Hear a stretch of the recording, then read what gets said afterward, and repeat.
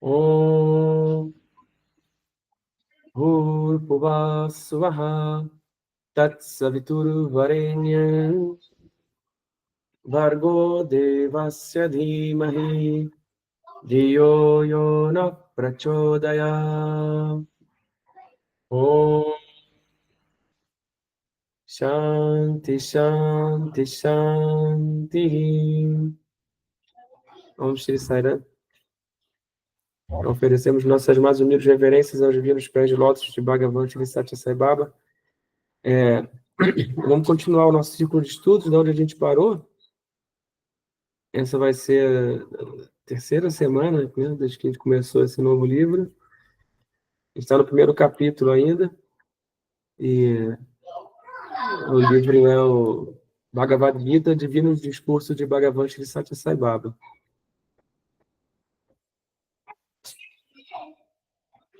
Eu vou ler então 2 vezes e depois a gente comenta.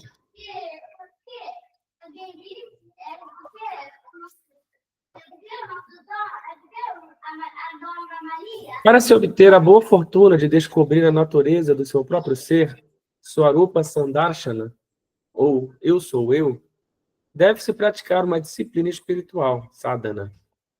O caminho devocional, Bhakti Marga, é esse caminho de disciplina espiritual, sadhana marga. Nenhum caminho separado é necessário para buscar a Deus. O Deus onipresente pode ser encontrado em qualquer lugar e em todos os lugares. No entanto, para reconhecer a divindade sem forma e sem atributos, é necessário começar com o nome e a forma até certo ponto. No início, é absolutamente necessário adorar a forma divina. Gradualmente, podemos desenvolver uma visão interior e tentar contemplar a divindade sem forma e sem atributos. É dito que Deus está em toda parte, firmemente instalado, dentro, fora e em todo o universo. Antarbahishya tat sarvam vyapya narayana stitaha. Quando Deus é assim onipresente, não há necessidade de limitarmos nossa contemplação a um lugar apenas. Mas, até que desenvolvamos essa sólida convicção ou fé e a capacidade de reconhecer o onipresente, sem forma e sem atributos, temos que depender de um nome e de uma forma para a nossa adoração. Entrando assim no caminho devocional, Bhakti Marga, podemos mais tarde desenvolver um sentimento de unidade com a divindade e, finalmente, estabelecermos-nos no conhecimento do ser, Atma Gnana. Vou reler. Para se obter a boa fortuna de descobrir a natureza do seu próprio ser, Swaswarupa Sandarshana, ou Eu Sou Eu, deve-se praticar uma disciplina espiritual, sadhana. O caminho devocional, Bhakti Marga, é esse caminho de disciplina espiritual, sadhana marga. Nenhum caminho separado é necessário para buscar a Deus. O Deus onipresente pode ser encontrado em qualquer lugar e em todos os lugares. No entanto, para reconhecer a divindade sem forma e sem atributos, é necessário começar com o nome e a forma até certo ponto. No início, é absolutamente necessário adorar a forma divina. Gradualmente, podemos desenvolver uma visão interior e tentar contemplar a divindade sem forma e sem atributos. É dito que Deus está em toda parte, firmemente instalado, dentro, fora e em todo o universo. Antarbahishya tat sarvam vyapya narayana stitaha. Quando Deus é assim onipresente, não há necessidade de limitarmos nossa contemplação a um lugar apenas. Mas, até que desenvolvamos essa sólida convicção ou fé e a capacidade de reconhecer o onipresente sem forma e sem atributos, temos que depender de um nome e de uma forma para a nossa adoração. Entrando assim no caminho devocional, Bhakti Marga, podemos mais tarde desenvolver um sentimento de unidade com a divindade e, finalmente, estabelecermos-nos no conhecimento do ser, Atma Gnana. Sairá.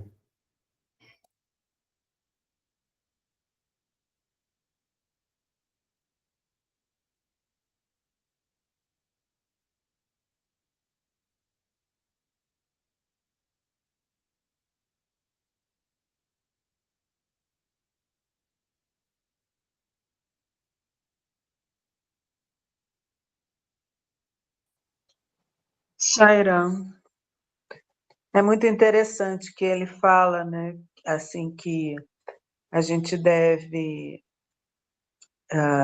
desenvolver um sentimento, mais tarde a gente desenvolve um sentimento de unidade com a divindade através da Bhakti Yoga, né, da yoga da devoção, de ver Deus em tudo, né, ver essa onipresença. E ele explica que a gente pode começar com uma forma, adorando uma forma, e através dessa adoração, né, vendo Deus em tudo e em todos, chegarmos a essa contemplação do divino sem forma. Então, ele estimula-nos a fazer o sadhana da Bhakti Yoga, da yoga da devoção. Desenvolver amor por Deus e ver Deus em tudo. Que esse é o caminho, né? Esse é um caminho mais simples, né? De desenvolver, de autorrealização, através do amor por Deus, estabelecendo essa unidade. Sairam. Sairá. Eu vejo que Swami diz que a gente primeiro tem que conhecer a forma, né? Até para saber como era o Sai Baba, né? A gente precisa dessa forma para depois, com a devoção, a gente ter devoção por essa forma para depois a gente ver sem a forma, né? E aí acho que tem também um pouco quando a gente acho que quando chega-se aí através da devoção, né? Que é sempre o que Sai Baba dizia, eu não sou esse corpo, né? Para gente. E chegar até ao ponto da gente mesmo saber que a gente também não é esse corpo. Então, isso eu acho que é através de sadhana, né? Do estudo, de também estar com pessoas que possam ajudar a gente, né? Que pensem igual, para um incentivar o outro e tentar, né? Porque é muito difícil isso, né? Mas eu assim, acho que eu vejo que é isso. Mas primeiro a gente tem que ter a forma. Eu, por exemplo, Sai Baba está na minha mente noite e dia, mas é a forma dele, né? E com a mãozinha assim, mostrando para mim que está me protegendo, me abençoando. Mas ele mesmo dizia que não é essa forma. O resto a gente ter essa capacidade, né, de conseguir chegar, né, nessa energia. Sairão.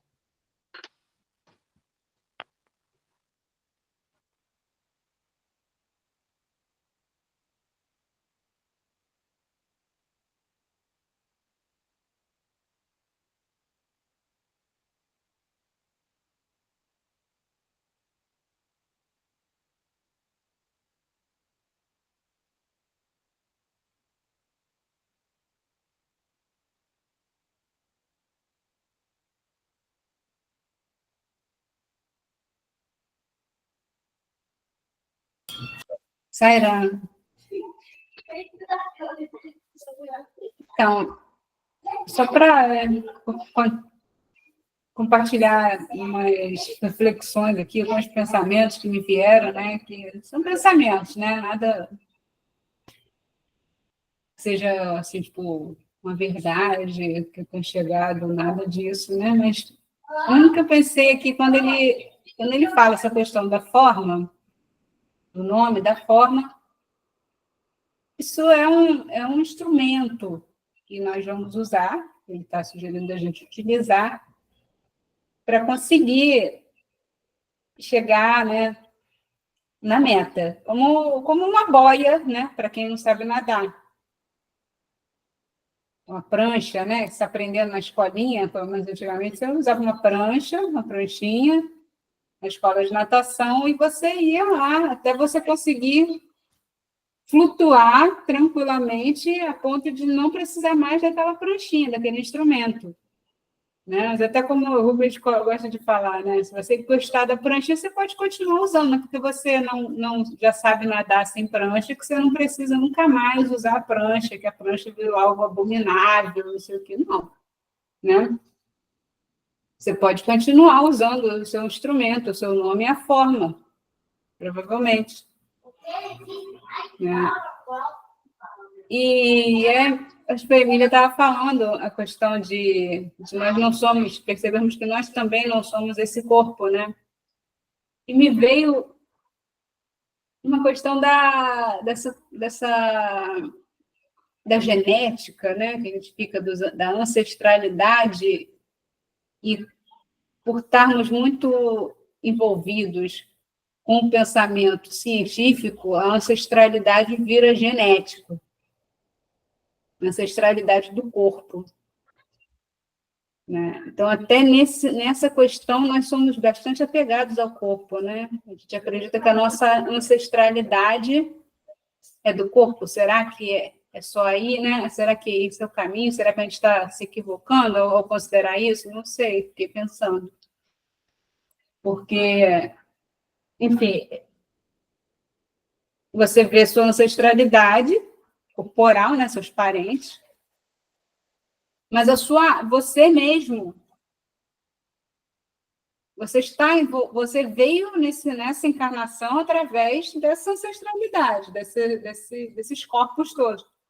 Mas o seu espírito, ele pertence a essas realidades, entre aspas, que esses corpos viveram, ou ele pertence a um outro lugar que, de alguma maneira, que a gente não sabe como, se afinizou, ele foi recebido neste, né, ambiente familiar.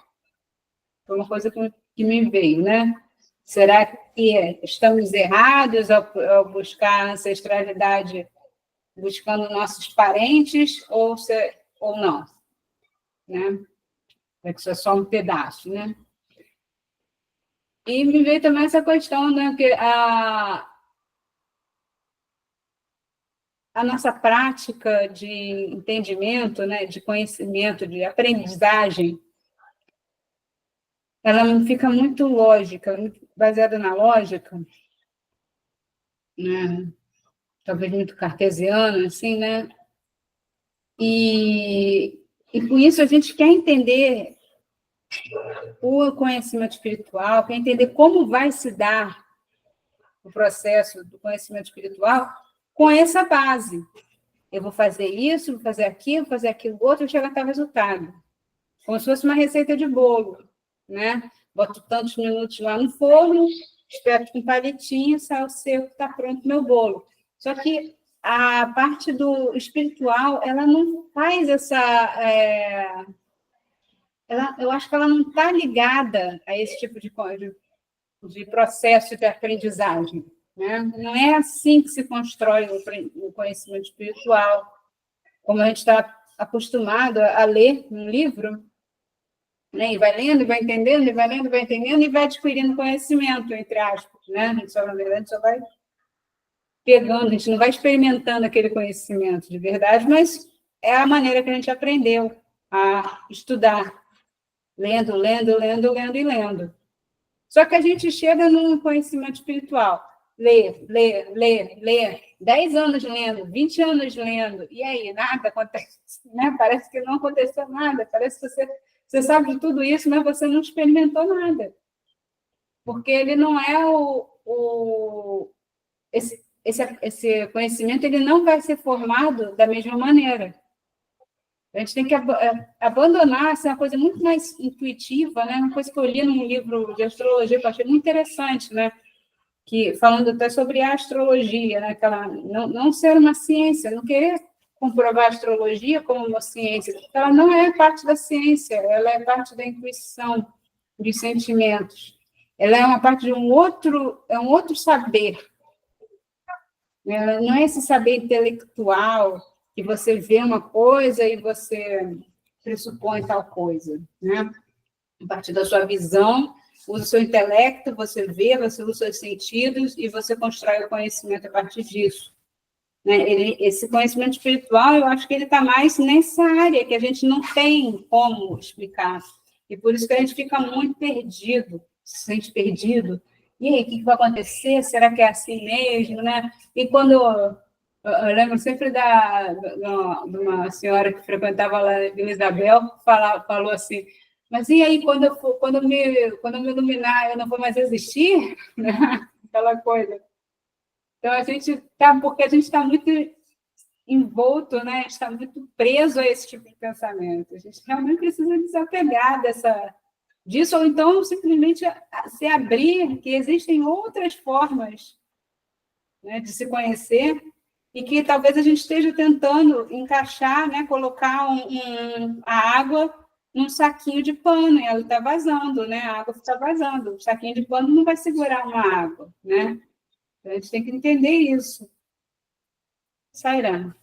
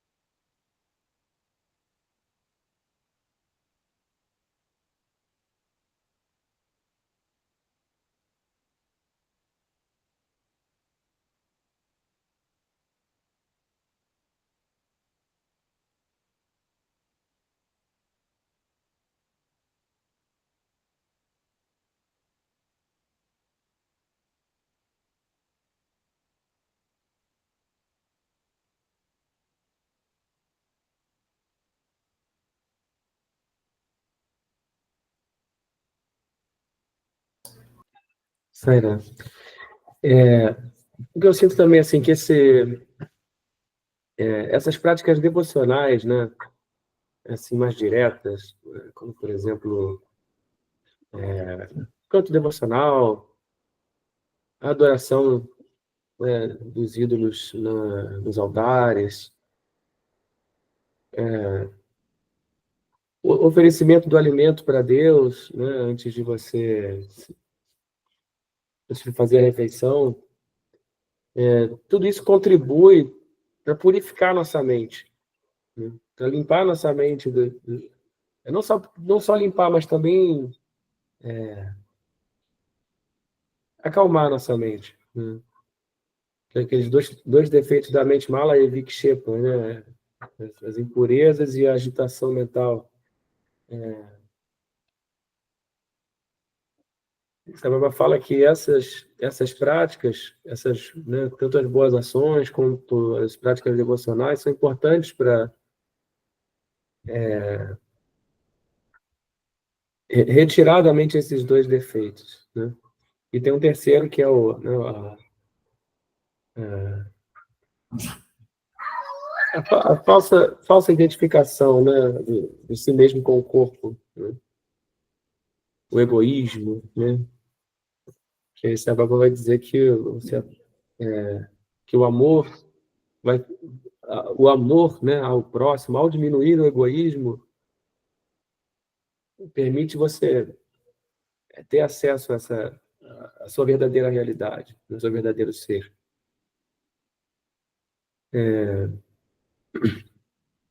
Mas aqui, no que eu estava falando, essas práticas devocionais elas têm um efeito direto sobre a mente, né?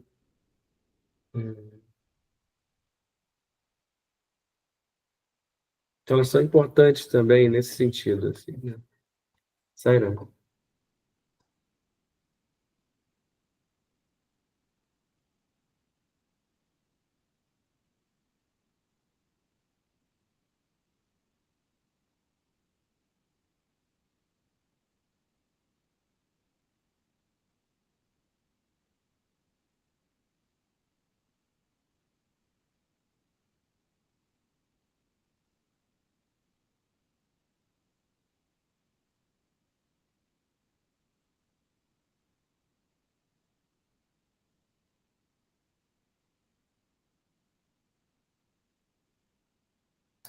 Sara, vou continuar a leitura? Vamos ver o que Sai Baba vai dizer em seguida.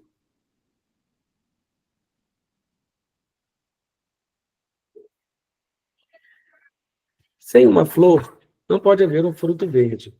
Sem um fruto verde, não pode haver um fruto maduro.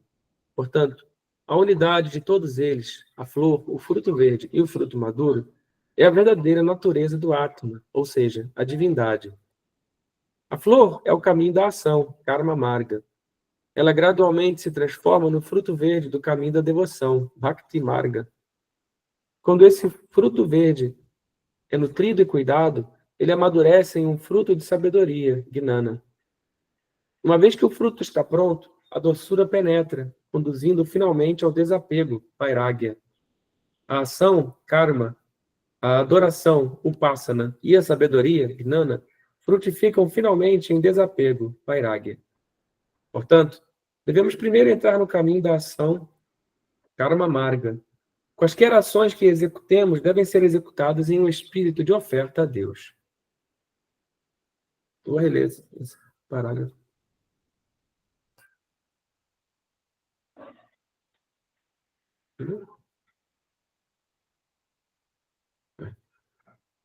Sem uma flor, não pode haver um fruto verde. Sem um fruto verde, não pode haver um fruto maduro. Portanto, a unidade de todos eles, a flor, o fruto verde e o fruto maduro, é a verdadeira natureza do Atma, ou seja, a divindade. A flor é o caminho da ação, karma marga. Ela gradualmente se transforma no fruto verde do caminho da devoção, bhakti marga. Quando esse fruto verde é nutrido e cuidado, ele amadurece em um fruto de sabedoria, gnana. Uma vez que o fruto está pronto, a doçura penetra, conduzindo finalmente ao desapego, vairagya. A ação, karma, a adoração, upasana, e a sabedoria, gnana, frutificam finalmente em desapego, vairagya. Portanto, devemos primeiro entrar no caminho da ação, karma marga. Quaisquer ações que executemos devem ser executadas em um espírito de oferta a Deus. Vairagya.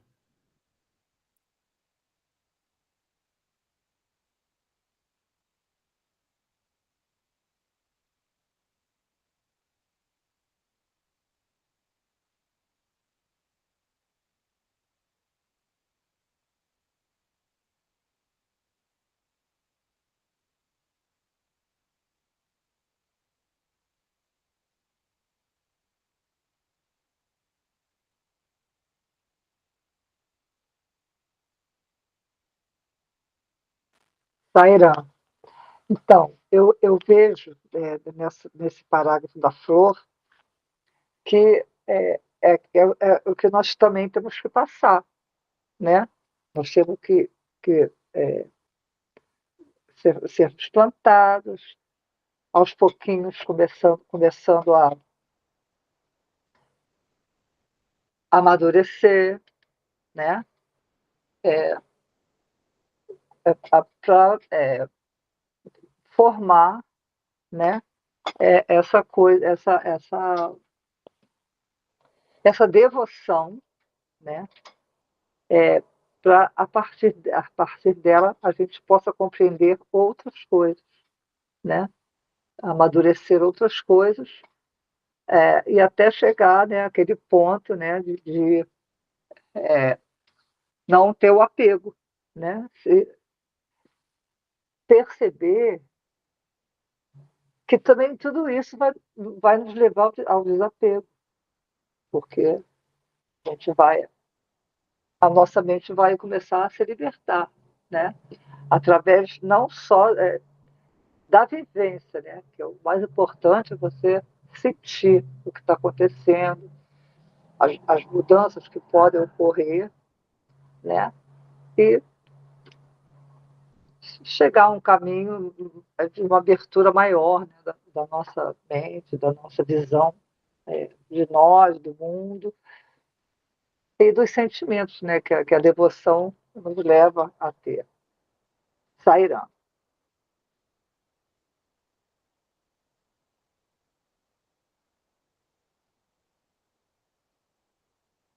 Sairão, esse parágrafo está muito bonito. A maneira como o Sai Baba compara, né, para que a gente possa ver, né, o sentido do que ele está querendo nos ensinar. E é, ao mesmo tempo, simples, né? Se a gente percebe que tudo começa com a ação, né? Claro, a gente está num mundo de ação. Então, transformar essa ação em adoração, né? Fazer tudo como uma oferta a Deus. Essa ação também, né? O caminho do serviço, que o mestre enfatiza muito, porque através do serviço que a gente começa a se ver, né? A diminuir esse foco autocentrado, né? Esse foco no ego, e dirigir o foco ao outro, né? Abaixar um pouco e diminuindo, abaixando esse ego. Então, começa com a ação, né? Que eu vejo o caminho do serviço, né? Dessa oferta a todo serviço à divindade. E depois, né? Aí daí, né? Você começa a se ver, né? Como começa o caminho de você se ver como unidade, né? Como um com o outro, e daí unidade com a criação, que é a unidade com Deus. Começa a perceber a unidade que você é, esse uno. E isso, né? Perceber isso é a sabedoria, né? O Guiana. É quando, né, essa sabedoria é o fruto, né, o fruto maduro, é o fruto que está pronto. O fruto maduro ele tem a doçura, né, como ele coloca aqui. Então, e o desapego que vem disso, né, porque, claro, a divindade, né, essa sabedoria, né, que é o conhecimento, né, do uno, né, de quem você é, ela traz consigo naturalmente o desapego. Porque se você é Deus, tudo te pertence, você não tem que se agarrar a nada, você está dentro do fluir, né, do fluxo da vida. E você aceita com equanimidade, né, o que vem para você. Né, você percebe que tudo vem de uma mesma fonte, que é o divino, que tudo é o divino e que toda a sua... que você está vivendo experiências aqui para se autodescobrir. E você não se apega a nada, né? Porque como eu vou me apegar a alguma coisa se eu sou o todo, se tudo me pertence, porque tudo pertence ao divino e eu sou esse divino? Não, eu tenho essa união, essa completa fé de que tudo que eu preciso virá até mim no momento certo, né? Na hora certa, tudo que eu preciso para desempenhar as minhas tarefas, para eu ser eu mesmo, para eu cumprir né, a minha missão, né, para me prover e, e ao serviço que eu preciso prestar aos outros, etc. Não tenho apego, é um desenvolvimento natural, que é o que ele mostra aqui. Sairam.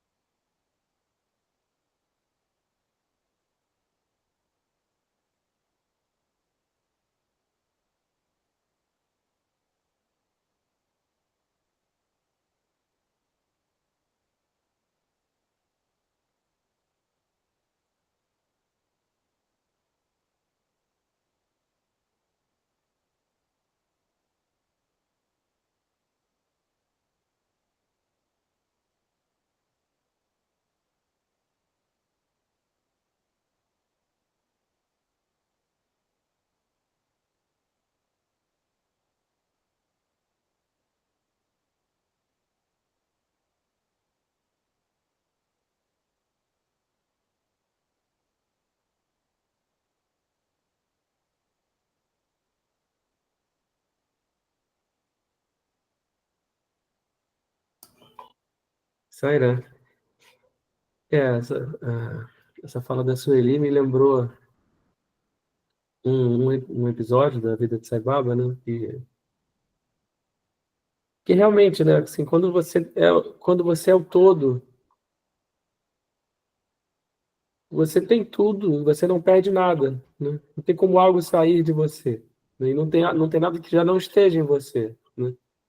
Então, eu achei muito interessante ela colocar o desapego, né? Sob esse ponto de vista, né?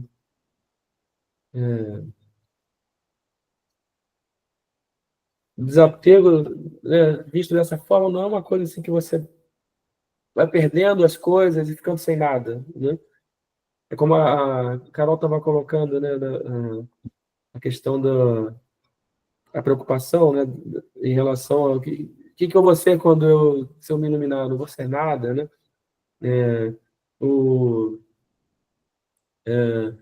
tem um livro do Swami Vivekananda, Raja Yoga, que ele coloca essa questão, né, que muitas pessoas imaginam que não existe nada além do pensamento, né? Que o estado de iluminação onde não existe pensamento, né? Algumas pessoas ficam achando que é o estado inferior ao pensamento, como o estado de uma pedra, né? Eu vou virar uma pedra, não vou ter mais pensamento. Mas aí ele faz uma comparação, né? Uma analogia com a luz visível, né? Você tem o vermelho, né? As cores do arco-íris, né? Laranja, amarelo e até o violeta, né? Antes do vermelho, o infravermelho, né? É invisível para a gente. E além do violeta, também é invisível para a gente, mas não quer dizer que seja a mesma coisa, né? A frequência infravermelha é diferente da frequência ultravioleta, são duas coisas completamente diferentes. Mas as duas para a gente, nós que estamos, né, pensando no campo visual, para nós parece simplesmente como algo que a gente não vê, né? E daí surge essa confusão, né? Assim, tem algo além da mente, mas como a gente não conhece, a gente fica com medo, achando que, né, é algo inferior ao próprio pensamento, mas não é, né? E então quando eu sou o todo e o universo é o meu corpo, né? Não tem como, tá tudo em mim, não tem como algo sair de mim, né? A história que eu lembrei do Sai Baba foi o seguinte: ele estava andando de carro, né? Ele tinha um devoto lá com ele, e aí ele disse o devoto perguntou para o devoto que se ele queria ter o darshan de alguma forma divina. Aí o devoto disse: não, Swami, a sua forma é a única que eu preciso. Mas Sai Baba insistiu, disse: não, mas você não vai perder essa oportunidade, né? Só fala qual forma que você quer ver que eu dou o darshan para você. Poderia escolher qualquer forma. E aí então o devoto diz, depois da insistência de Sai Baba, ele diz: então, eu quero então ter a darshan do Vishwarupa, é a forma universal, né? Aquela forma que Krishna exibiu para Arjuna no 11º capítulo da Bhagavad Gita. E aí Sai Baba disse: pois sim. Apontou para o lado de fora da janela do carro, né? E estavam lá as pessoas, e as árvores, os pássaros, o céu, as montanhas. E Sai Baba disse para ele: isso é a minha Vishwarupa, isso é a minha forma universal. Então, é algo que já está aqui o tempo todo, né? E é só uma questão mesmo da gente nós mudarmos a forma como a gente vê, né?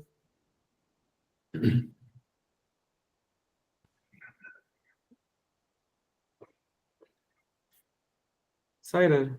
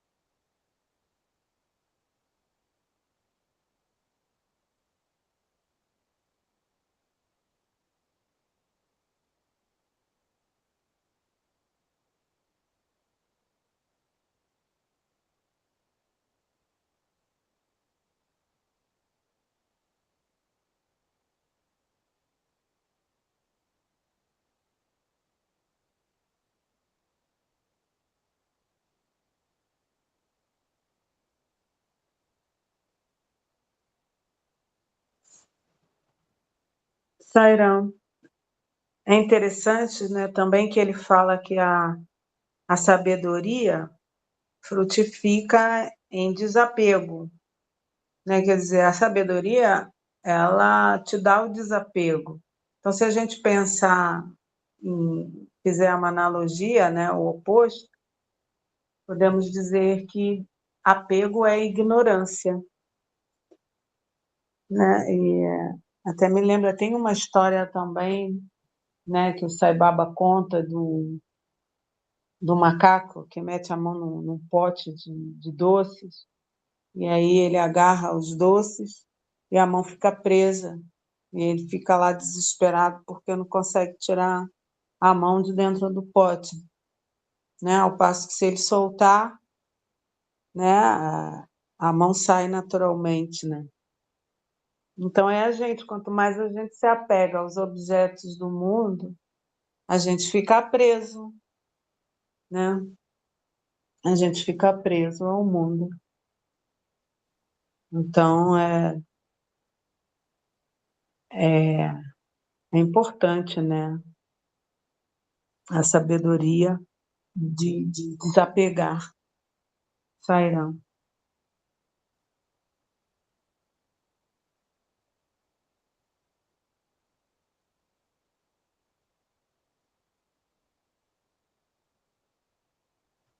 Também sabemos, né, o Baba fala, né, que desapego não é a gente abandonar os nossos deveres e morar lá numa floresta ou qualquer coisa assim. Não, é dentro da sociedade mesmo, é cumprindo os nossos deveres que a gente tem que viver, né, e chegar à sabedoria. É uma atitude mental, né, espiritual, é uma sabedoria, não é largar tudo, né, Sairão?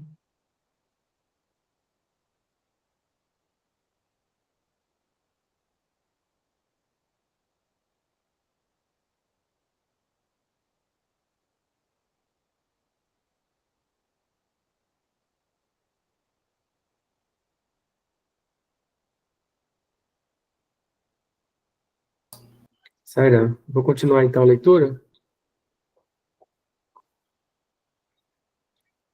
Enquanto nós estamos neste mundo, é necessário que busquemos a educação mundana. Qualquer educação que tenhamos adquirido deve ser colocada em prática. O poder de pensar e o poder de ação, ambos são importantes para o homem. Eles são como o positivo e o negativo.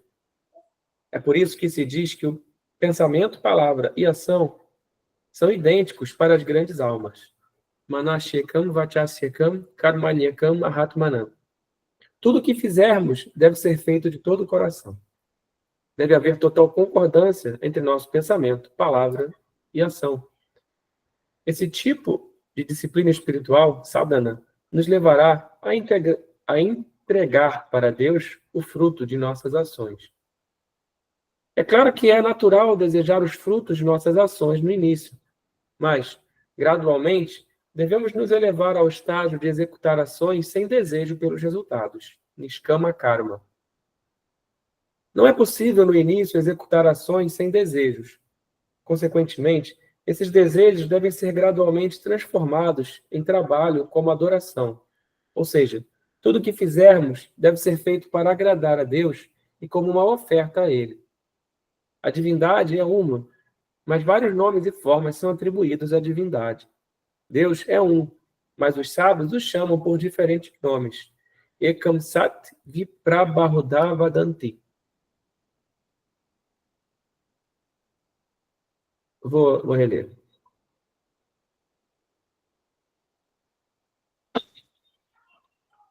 Enquanto nós estamos neste mundo, é necessário que busquemos a educação mundana. Qualquer educação que tenhamos adquirido deve ser colocada em prática. O poder de pensar e o poder de ação, ambos são importantes para o homem. Eles são como o positivo e o negativo. É por isso que se diz que pensamento, palavra e ação são idênticos para as grandes almas. Manasyekam, Vachasyekam, Karmanyekam, Mahatmanam. Tudo o que fizermos deve ser feito de todo o coração. Deve haver total concordância entre nosso pensamento, palavra e ação. Esse tipo de disciplina espiritual, sadhana, nos levará a entregar para Deus o fruto de nossas ações. É claro que é natural desejar os frutos de nossas ações no início, mas, gradualmente, devemos nos elevar ao estágio de executar ações sem desejo pelos resultados, niskama karma. Não é possível, no início, executar ações sem desejos. Consequentemente, esses desejos devem ser gradualmente transformados em trabalho como adoração. Ou seja, tudo o que fizermos deve ser feito para agradar a Deus e como uma oferta a Ele. A divindade é uma, mas vários nomes e formas são atribuídos à divindade. Deus é um, mas os sábios o chamam por diferentes nomes. Ekam Sat Vipra Bahudha Vadanti. Ekam Sat Vipra Bahudha Vadanti. Sai,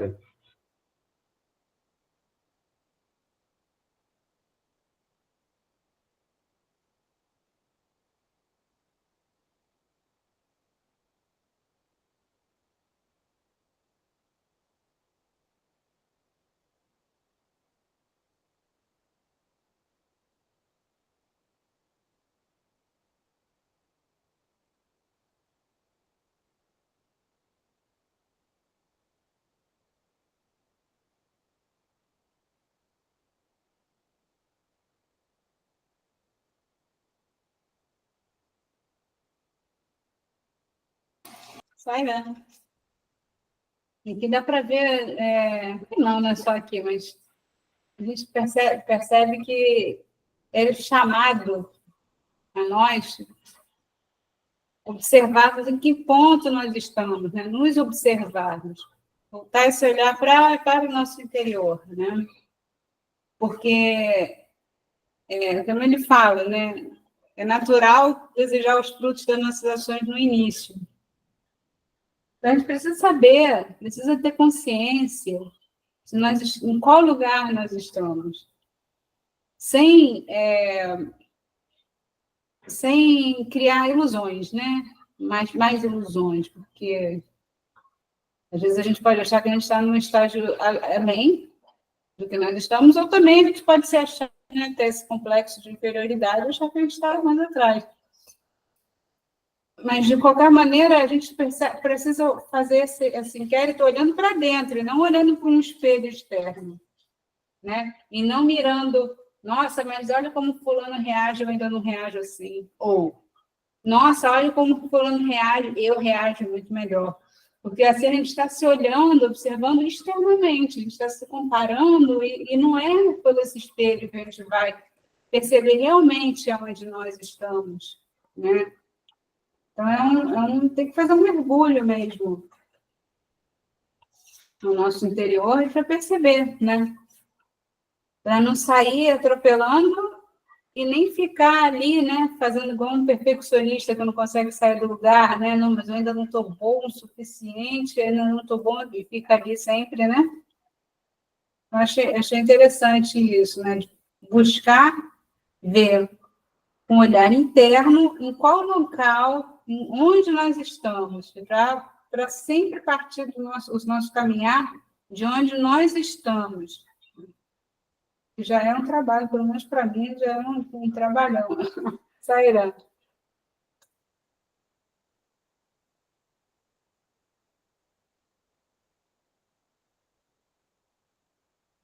Sairão.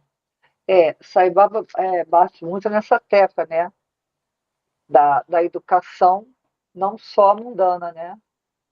Da educação espiritual, que vai regrar nossos sentidos, vai nos fazer pensar, né?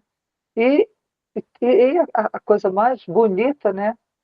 Que ele dá todas as dicas, né? Ele mostra para a gente que está tudo dentro da gente e que é possível essa mudança, né? E tudo isso é muito importante, realmente, você ver as coisas por um outro lado, né? Porque acho que é a verdadeira educação, né? Quando você respeita o seu próximo, quando você tenta mudar o que você pode dentro de você, você poder modificar o mundo, né? Porque você só consegue modificar o mundo você modificando dentro de você. E é muito importante, realmente, essa. É, toda. Gente, Sai Baba é perfeito, né? Tanto que ele é Deus, né? E essa divindade está lá mesmo dentro da gente. E não é só também. Não é mesmo só o estudo livresco, né? É poder sentir, né? As coisas que vão chegar. É só você se educar realmente interiormente. Eu vejo dessa forma, com Sairã.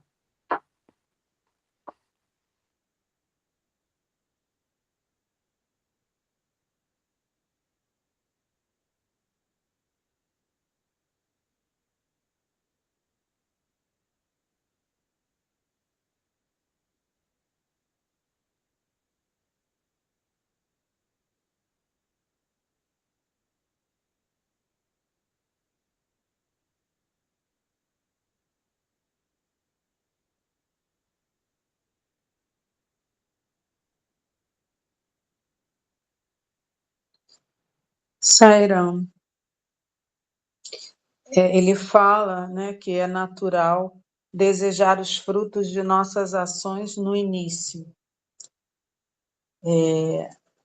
Então, a gente, né, só por essa frase, a gente sabe que se há um início de uma forma, há um caminhar em que as coisas vão ser transformadas. E esse caminhar, eu vejo muito como, né, é o caminho da adoração, né, de entregar todas as nossas ações a Deus, né, como uma oferta, procurar, né, fazer o nosso melhor dentro da nossa capacidade e sempre entregar as ações e os frutos. E essa entrega é que faz a transformação, porque não somos nós que fazemos essa transformação. É Deus dentro da gente é que vai fazer essa transformação. Então, é muito importante, eu vejo, né, a entrega, porque Deus é como, né, o oleiro que vai transformar, né, esse barro numa peça de arte, né? Ou uma outra imagem que se faz é o escultor, né? Que da pedra vai tirar aquela imagem, né? A imagem divina, né? Trazer para fora essa imagem verdadeira que está dentro da pedra, né? Através do seu trabalho. Então, está muito entregue a isso, é que é o importante, porque não é nós que vamos fazer essa transformação. Nós que fazemos como é? Tentarmos, né, fazer tudo como adoração, como o melhor que a gente pode, né? Isso é sadhana também. E gradualmente Deus vai transformar isso. Eu vejo assim, né? Nossa função é fazer a ação, né? E adorar a Deus. E Ele vai fazendo a transformação. Então, acontece naturalmente chegar a essa sabedoria. Porque Ele está caminhando junto com a gente, né? Sairam.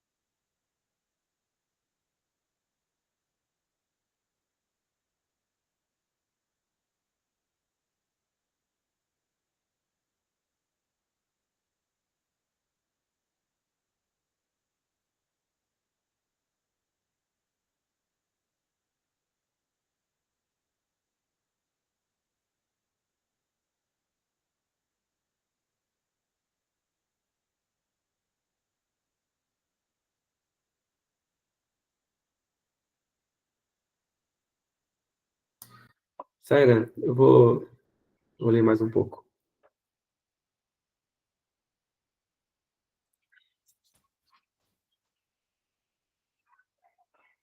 Aqui está um pequeno exemplo com o qual todos vocês estão familiarizados. Assim que uma criança nasce, ela é referida como um bebê. Após 10 anos, nós o chamamos de menino. O mesmo menino, depois de 30 anos, é referido como um homem. O mesmo homem, aos 75 anos de idade, é chamado de avô, bisavô, etc.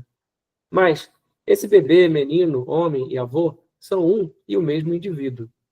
Da mesma forma, no início, o homem começa como um arta, aquele que se dirige a Deus em busca de alívio para os seus sofrimentos.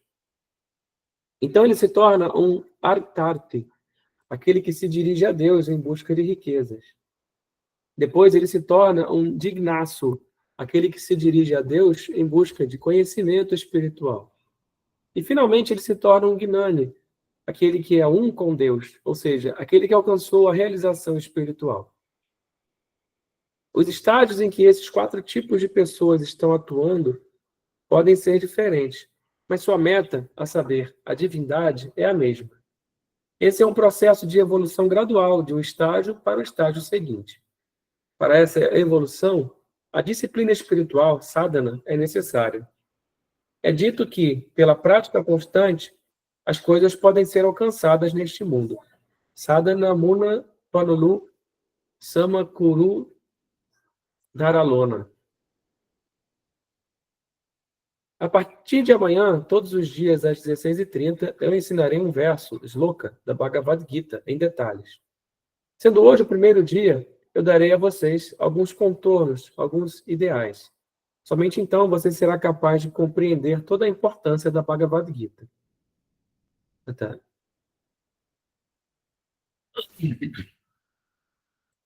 Vou reler. Aqui está um pequeno exemplo com o qual todos vocês estão familiarizados. Assim que uma criança nasce, ela é referida como um bebê. Após 10 anos, nós o chamamos de menino. O mesmo menino, depois de 30 anos, é referido como um homem. O mesmo homem, aos 75 anos de idade, é chamado de avô, bisavô, etc. Mas esse bebê, menino, homem e avô são um e o mesmo indivíduo. Da mesma forma, no início, o homem começa como um arta, aquele que se dirige a Deus em busca de alívio para os seus sofrimentos. Então ele se torna um artarte, aquele que se dirige a Deus em busca de riquezas. Depois ele se torna um dignasso, aquele que se dirige a Deus em busca de conhecimento espiritual. E finalmente ele se torna um gnani, aquele que é um com Deus, ou seja, aquele que alcançou a realização espiritual. Os estágios em que esses 4 tipos de pessoas estão atuando podem ser diferentes, mas sua meta, a saber, a divindade, é a mesma. Esse é um processo de evolução gradual de um estágio para o estágio seguinte. Para essa evolução, a disciplina espiritual, sadhana, é necessária. É dito que, pela prática constante, as coisas podem ser alcançadas neste mundo. Sadhana muna panulu samakuru dharalona. A partir de amanhã, todos os dias às 16h30, eu ensinarei um verso, sloka, da Bhagavad Gita, em detalhes. Sendo hoje o primeiro dia, eu darei a você alguns contornos, alguns ideais. Somente então você será capaz de compreender toda a importância da Bhagavad Gita. Sai.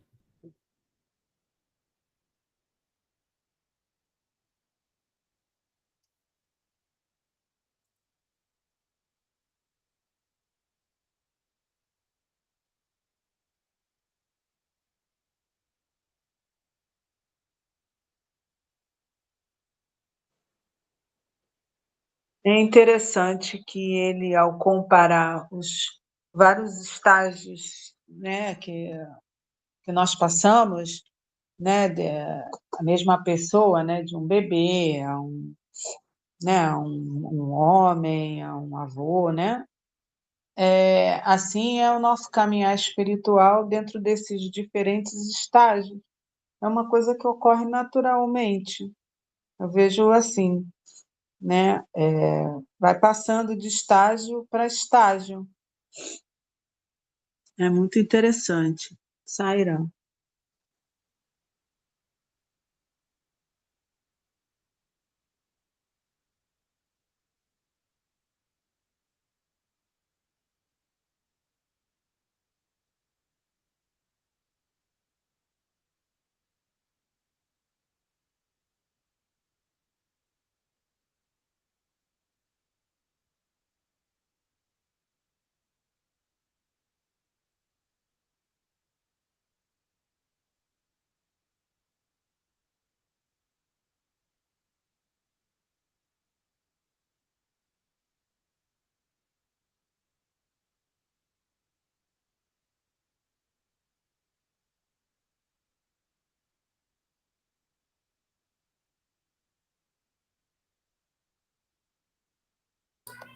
Sairá. Ele faz essa comparação, né? Mas, ao mesmo tempo, se me veio uma questão em relação ao espaço-tempo, né? Que o corpo humano, ele faz esse processo em períodos iguais, né? Porque no tempo ali, né? Enfim, ele vai passando, né? Ele botou até 10 anos, 30, 75, né? Todo mundo, quando tiver 75, não vai ser mais um bebê, né? Mas a nível de alma, de evolução, de caminho, de caminhada espiritual, né? Do estágio, acredito que esse processo ele se dê de uma outra maneira marcatória, assim, né? O tempo vai ser o mesmo tempo, é o mesmo espaço-tempo que está falando, né? Obviamente não, né? Porque as nossas ações, os nossos desejos, né, vão fazer com que a gente se desprenda ou se agarre mais, né? E me veio também a questão do fatalismo, né, do livre-arbítrio, né? Que tem muita discussão, né, sobre isso, né? Mas me veio aqui da questão fatalismo, né? A gente fica sempre enxergando essas coisas no passado ou no futuro, e a gente esquece que é o presente, né? que é, é o presente que acontece as coisas. É aqui que a gente age. A gente não age no passado, a gente não age no futuro, a gente age no presente. Então, esse livre-arbítrio, ou esse fatalismo, né?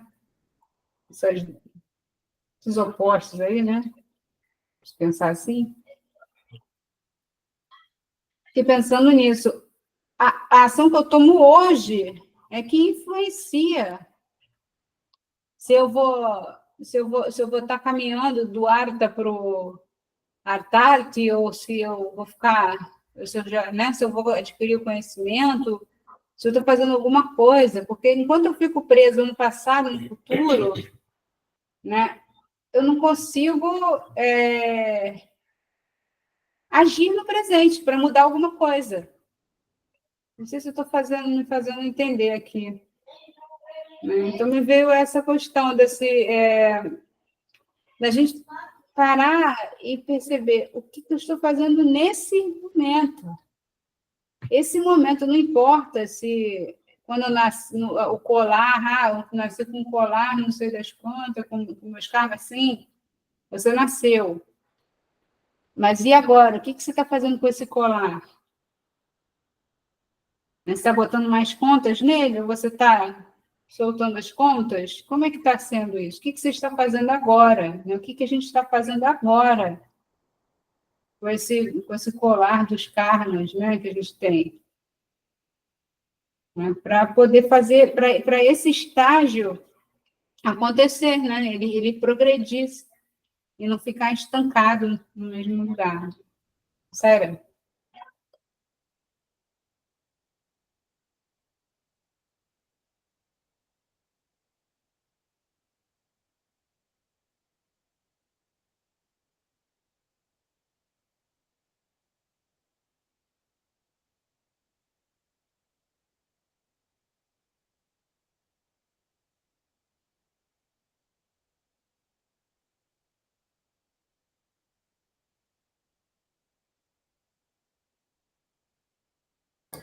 Sairão.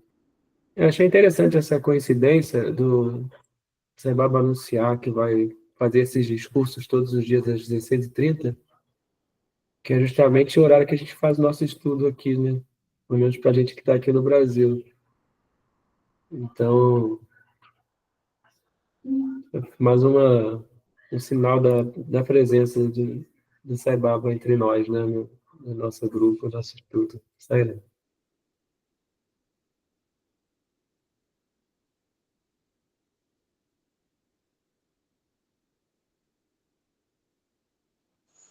Sairam. E como não há acaso, realmente, né? É a vontade divina, né? Que faz com que a gente esteja aqui reunidos, fazendo esses estudos. Eu vejo, né, assim, né, com relação a esse parágrafo, que uma vez que a gente entra no caminho e não desiste dele, né, do sadhana, naturalmente a gente vai chegar à sabedoria, né, ao último estágio, a gente vai passando por estágios. É importante, né, é como que a consciência vai se ampliando, né, e vamos chegando mais ao cerne, né, da nossa identidade, mas é uma coisa que ela é natural no sentido de que acontece para quem está no caminho, porque para quem não tem interesse no caminho espiritual, vai continuar, né, ignorante, né, das verdades espirituais, da sua libertação, da sua identidade, por muito tempo até, né? Mas para quem entra no caminho, não desistindo do caminho, fazendo o seu sadhana, né? Estudando os ensinamentos, refletindo sobre eles, fazendo os passos, né? Que o mestre ensina, né?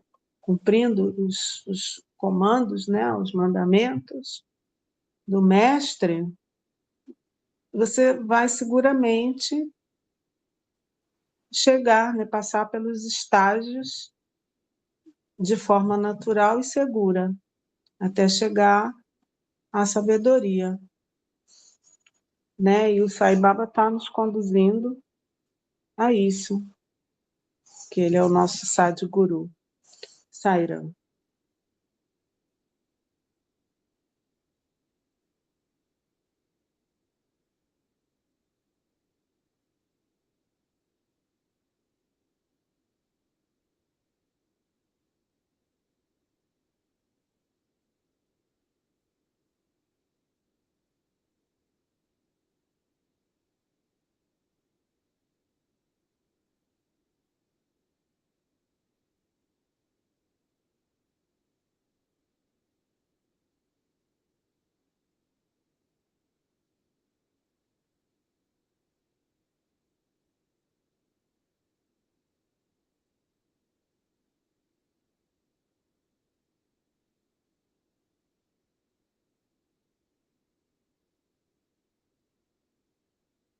Saira, acho que vamos então terminar essa parte.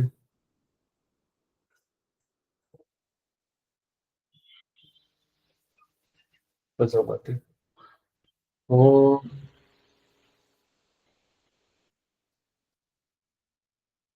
Swasti Prajabhya Paripalayantam Nyayena Margena Mahi Mahishaha Go Brahmanebhya Shubhamastu Nityam Samasta Loka Sukhino Bhavantu.